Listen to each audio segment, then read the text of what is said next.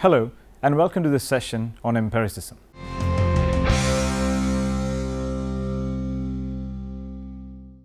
Is your knowledge based on your experience, or is your knowledge based on what others have told you? There are a number of philosophical beliefs about life and experience. Some philosophies suggest that knowledge must be proven, while other philosophies suggest that it is based on reasoning. Empiricism is a theory that states that knowledge comes only or primarily from sensory experience. One of the several views of epistemology, that is the study of human knowledge, along with rationalism and skepticism, empiricism emphasizes the role of experience and evidence, especially sensory experience, in the formation of ideas or the notion of innate ideas or traditions. Empiricists may argue, however, that traditions or customs arise due to relations of previous sense experiences. Empiricism in the philosophy of science emphasizes evidences, especially as discovered in experiments. It is a fundamental part of the scientific method that all hypotheses and theories must be tested against observations of the natural world rather than resting solely on a priori reasoning, intuition, or revelation. Empiricism, often used by natural scientists, says that knowledge is based on experience and that knowledge is tentative and probabilistic, subject to continued revision and falsification. One of the epistemological tenets is that sensory experience creates knowledge. The scientific method, including experiments and validated measurement tools, guides empirical research. Etymology. The English term empirical derives from the Greek word, which is cognate with and translates to the Latin experientia, from which we derive the word experience and the related word experiment. The term was used by the empiric school of ancient Greek medical practitioners who rejected the three doctrines of the dogmatic school, preferring to rely on the observation of phenomena. Empirical method. A central concept in science and the scientific method is that it must be empirically based on the evidence of the senses. Both natural and social sciences use working hypotheses that are testable by observation and experiment. The term semi-empirical is sometimes used to describe theoretical methods that make use of basic axioms, established scientific laws, and previous experimental results in order to engage in recent model building and theoretical inquiry. Philosophical empirists hold no knowledge to be properly inferred or deduced unless it is derived from one's sense-based experience. This view is commonly contrasted with rationalism, which states that knowledge may be derived from reason independently of the senses. For example, John Locke held that some knowledge, like the knowledge of the God's existence, could be arrived at through intuition and reasoning alone. Similarly, Robert Boyle, a prominent advocate of the experimental method, held that we have innate ideas. The main continental rationalists like Descartes, Spinoza, and Leibniz were advocates of the empirical scientific method. Early empiricism. The notion of tabula rasa, which means clean slate or blank tablet, connotes a view of mind as originally a blank or empty recorder. Locke uses the word white paper, on which experience leaves marks. This denies that humans have innate ideas. The image dates back to Aristotle, who said that what the mind or the nervous thinks must be in it, in the same sense as letters are on a tablet or grammation, which bears no actual writing, or grammanon. This is just what happens in the case of the mind. Aristotle's explanation of how this was possible was not strictly empiricist in a modern sense, but rather based on his theory of potentiality and actuality, and experience of sense perception still requires the help of the active nervous. These notions contrasted with Platonic notions of the human mind as an entity that pre-existed somewhere in the heavens before being sent down to join a body on earth. Aristotle was considered to give a more important position to sense perception than Plato, and commentators in the Middle Ages summarize one of his positions as nothing in the intellect without first being in the senses. This idea was later developed in ancient philosophy by the Stoic school. Stoic epistemology generally emphasizes that the mind starts blank but acquires knowledge as the outside world is impressed upon it. The doxographer Aetius summarizes this view as, when a man is born, the Stoics say he has a commanding part of his soul, like a sheet of paper ready for writing upon. Later Stoics, such as Sextus of Chaeronea, would continue the idea of empiricism in later Stoic writings as well. As Sextus contends, for every thought comes from sense perception or not without sense perception, and either from direct experience or not without direct experience.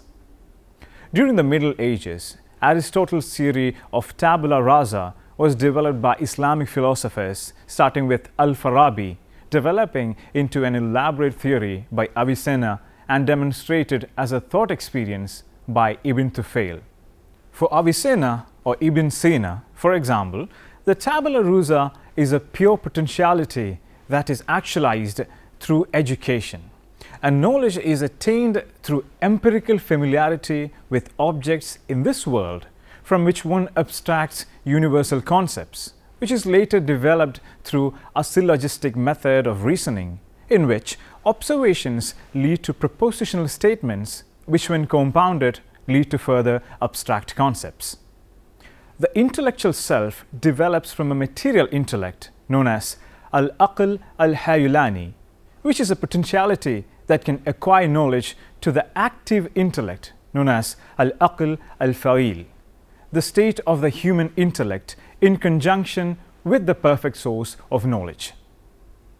So the immaterial active intellect, separate from any individual person, is still essential for understanding to occur.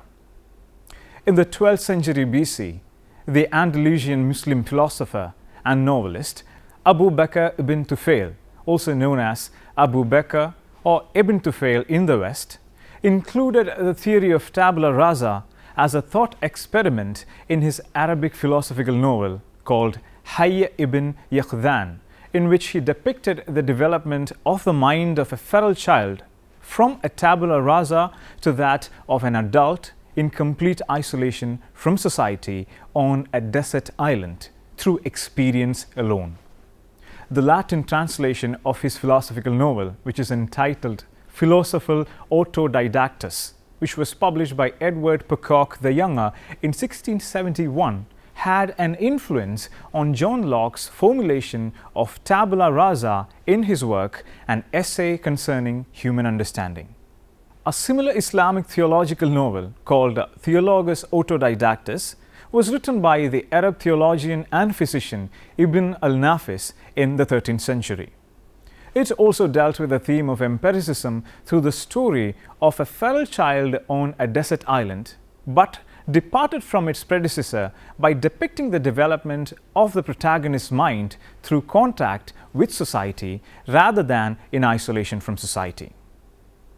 During the 13th century, Thomas Aquinas adopted the Aristotelian position that the senses are essential to mind into scholasticism. Bonaventure, one of Aquinas' strongest intellectual opponents, offered some of the strongest arguments in favor of the Platonic idea of the mind.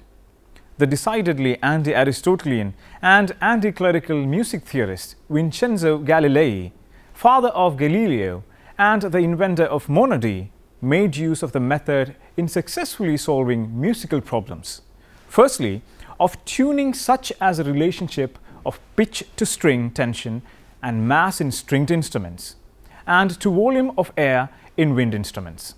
And secondly, to composition by his various suggestions to composers in his Dialogo della musica antica e moderna. The Italian word he used for experiment was experienza. It is known that he was the essential pedagogical influence upon the young Galileo, his eldest son, arguably one of the most influential empiricists in history. Vincenzo, through his tuning research, found the underlying truth at the heart of the misunderstood myth of Pythagoras' hammers, which states that the square of the numbers concerned yielded those musical intervals, not the actual numbers as believed. And through this and other discoveries that demonstrated the fallibility of traditional authorities, a radically empirical attitude developed, passed on to Galileo, which regarded experience and demonstration as the sine qua non of valid rational inquiry. British Empiricism. British Empiricism, though it was not a term used at the time, derives from the 17th century period of early modern philosophy and modern science. The term became useful in order to describe differences perceived between two of its founders, Francis Bacon, described as empiricist, and René Descartes, who is described as a rationalist. Thomas Hobbes and Baruch Spinoza in the next generation are often also described as empiricists and rationalists respectively. John Locke, George Berkeley and David Hume were the primary exponents of empiricism in the 18th century Enlightenment, with Locke being the person who is normally known as the founder of empiricism as such. In response to the early to mid-17th century continental rationalism, John Locke proposed in his work An Essay Concerning Human Understanding in 1689 a very influential view wherein the only knowledge humans can have is a posteriori, that is, based upon experience. Locke is famously attributed with holding the proposition that the human mind is a tabula rasa, which means a blank tablet, or in Locke's words, a white paper, on which the experiences derived from sense impressions as a person's life proceeds are written. There are two sources of our ideas, sensation and reflection. In both cases, a distinction is made between simple and complex ideas. The former are unanalyzable and are broken down into primary and secondary qualities. Primary qualities are essential for the object in question to be what it is. Without specific primary qualities, an object would not be what it is. For example, an apple is an apple because of the arrangement of its atomic structure. If an apple was structured differently, it would cease to be an apple. Secondary qualities are the sensory information we can perceive from its primary qualities. For example, an apple can be perceived in various colors, sizes, and textures, but it is still identified as an apple. Therefore, its primary qualities dictate what the object essentially is, while its secondary qualities define its attributes. Complex ideas combine simple ones and divide into substances, modes, and relations. According to Locke, our knowledge of things is a perception of ideas that are in accordance or discordance with each other, which is very different from the quest for certainty of Descartes. A generation later, the Irish Anglican bishop George Berkeley determined that Locke's view immediately opened a door that would eventually lead to atheism. In response to Locke, he put forth in his treatise concerning the principles of human knowledge, written in 1710, an important challenge to empiricism in which things only exist either as a result of their being perceived or by virtue of the fact that they are an entity doing the perceiving. For Berkeley, God fills in for humans by doing the perceiving whenever humans are not around to do it. In his text, Alciphron, Berkeley maintained that any order humans may see in nature is a language or handwriting of God. Berkeley's approach to empiricism would later come to be called subjective idealism. The Scottish philosopher David Hume responded to Berkeley's criticism of Locke, as well as other differences between early modern philosophers, and moved empiricism to a new level of skepticism. Hume argued, in keeping with the empiricist view, that all knowledge derives from sense experience, but he accepted that this has implications not normally acceptable to philosophers. He wrote, for example, Mr. Locke divides all arguments into demonstrative and probable. In his view, we must say that it is only probable all men must die, or that the sun will rise tomorrow. And he also wrote, Mr. Locke, in his chapter of power, says that, finding from experience that there are several new productions in nature, and concluding that there must somewhere be a power capable of producing them, we arrive at last by this reasoning at the idea of power. But no reasoning can ever give us a new, original, simple idea, as this philosopher himself confesses. This, therefore, can never be the origin of that idea. Hume divided all of human knowledge into two categories: relations of ideas and matters of fact. Mathematical and logical propositions, example, that the square of the hypotenuse is equal to the sum of the squares of the two sides, are examples of the first, while propositions involving some contingent observation of the world, for example, the sun rises in the east, are examples of the second. All of the people's ideas, in turn, are derived from their impressions. For Hume, an impression corresponds roughly with what we call a sensation. To remember or to imagine such impressions is to have an idea. Ideas are therefore the faint copies of sensations. David Hume's empiricism led to numerous philosophical schools. Hume maintained that all knowledge, even the most basic beliefs about the natural world, cannot be conclusively established by reason. Rather, he maintained our beliefs are more a result of accumulated habits developed in response to accumulated sense experiences. Among his many arguments, Hume also added another important slant to the debate about scientific method, that of the problem of induction. Hume argued that it requires inductive reasoning to arrive at the premises for the principle of inductive reasoning, and therefore the justification for inductive reasoning is a circular argument. Among Hume's conclusions regarding the problem of induction is that there is no certainty that the future will resemble the past.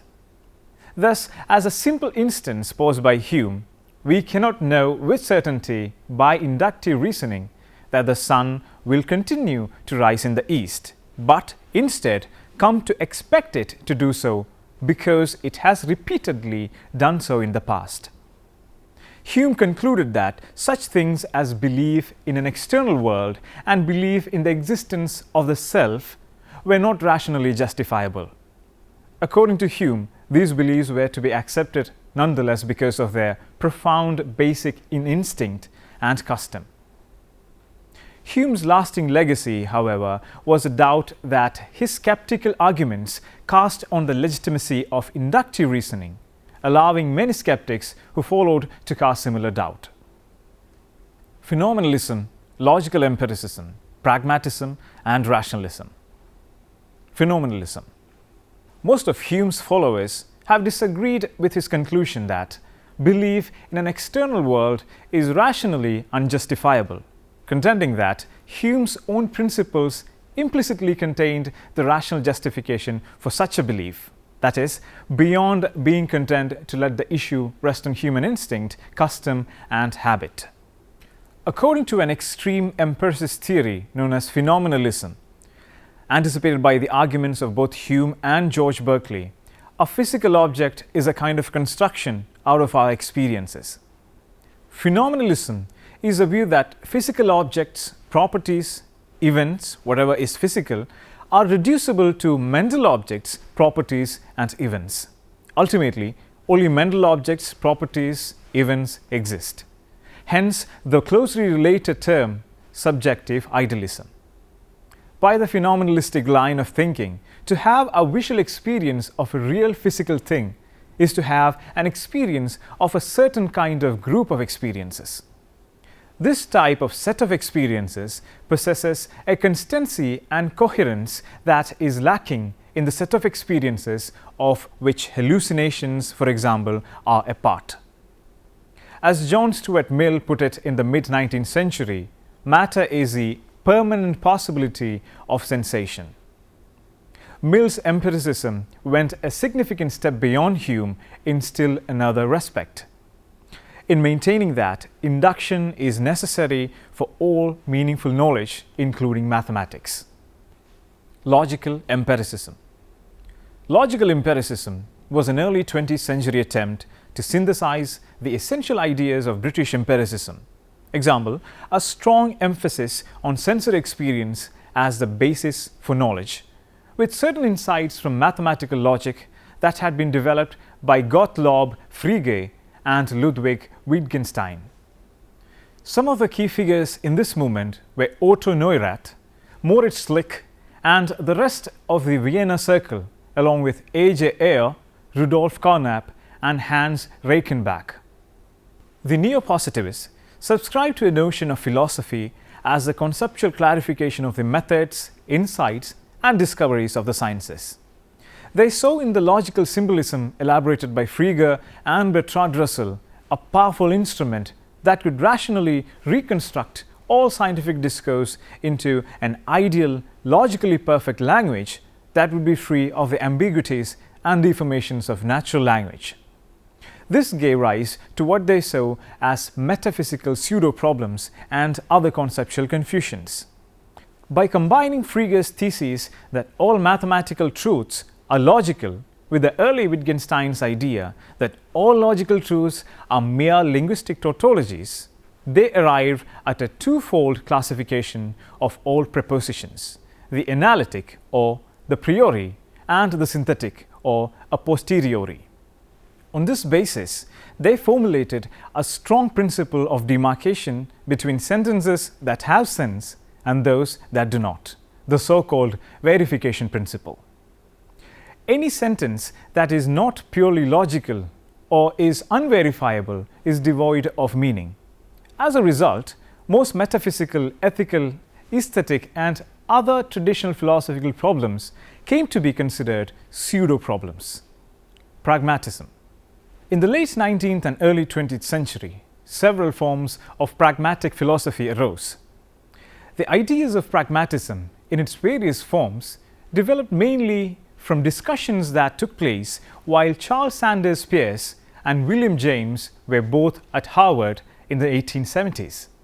James popularized the term pragmatism, giving Peirce full credit for its patrimony, but Peirce later demurred from the tangents that the movement was taking and redubbed what he regarded as the original idea with the name of pragmaticism. Along with its pragmatic theory of truth, this perspective integrates the basic insights of empirical or experience-based and rational or concept-based thinking. Empiricism versus rationalism. The empiricists. Empiricists share the view that there is no such thing as innate knowledge and that instead knowledge is derived from experience, either sensed via the five senses or reasoned via the brain or mind. Locke, Berkeley, and Hume are empiricists, although they have very different views about metaphysics. The rationalists. The rationalists share the view that there is innate knowledge. They differ in that they choose different objects of innate knowledge. Plato is a rationalist because he thinks that we have innate knowledge of the forms. Mathematical objects and concepts like triangles, equality, largeness, and moral concepts like goodness, beauty, virtue, piety, and possibly color. He does not ever explicitly state that they are forms of colors. Descartes thinks that the idea of God or perfection and infinity and knowledge of my own existence is innate. G.W. Leibniz thinks that logical principles are innate. And Noam Chomsky thinks that the ability to use language, example language rules, is innate. Now you can try to answer the following questions. Write a short note on the influences and impact of empiricism in the modern world of thought. Discuss the theoretical contributions of the empiricists. Explain the epistemological features of empiricism. Who are the empiricists and what did they teach? Write a short note on empiricist thoughts. What are the central themes of empiricist philosophy? Analyze the empiricist concept posteriori knowledge. Hope that you may go through the reference books for better understanding. The Legacy of Logical Positivism, Studies in the Philosophy of Science by Stephen F. Baker and Peter Ackenstein, published in 1969 by Johns Hopkins University Press, Baltimore.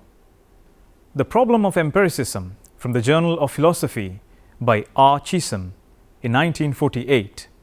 A Treatise of Human Nature by D. Hume in 1975, published by the Oxford University Press, London. Challenges to Empiricism by H. Morrick in 1980, published by Hackett Publishing, Indianapolis. The Heritage of Logical Positivism by Nicholas Rescher in 1985, published by the University Press of America, Lanham. Thank you for watching this program. We can meet again with another topic. Have a nice day.